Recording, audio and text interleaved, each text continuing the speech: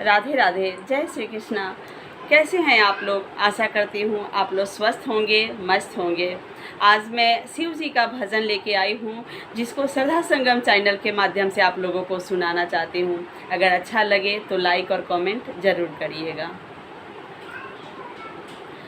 हरि ना दुख हमारी ये भोले बाबा, हरि ना दुख हमारी ये भोले बाबा, बसीना मोरे नगरी ये भोले बाबा, बसीना मोरे नगरी ये भोले बाबा।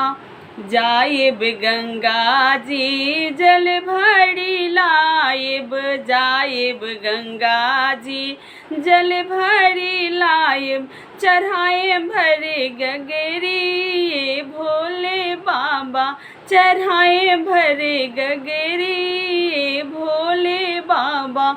हरि ना दुख हमारी ये भोले बाबा, बसीना मोरे नगरी ये भोले बाबा।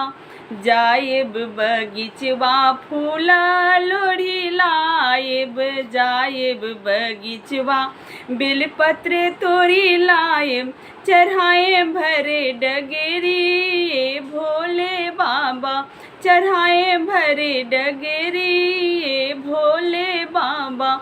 हरि ना दुख हमारी ये भोले बाबा, बसीना मोरे नगरी ये भोले बाबा, बसीना मोरे नगरी ये भोले बाबा।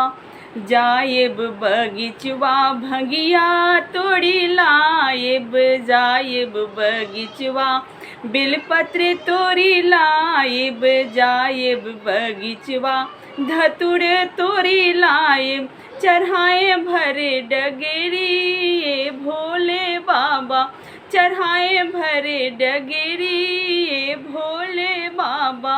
हरि ना दुख हमारी ये भोले बाबा, बसीना मोरे नगरी ये भोले बाबा, बसीना मोरे नगरी ये भोले बाबा। हरि ना दुख हमारी ये भोले बाबा, बसीना मोरे नगरी ये भोले बाबा, बसीना मोरे नगरी ये भोले बाबा।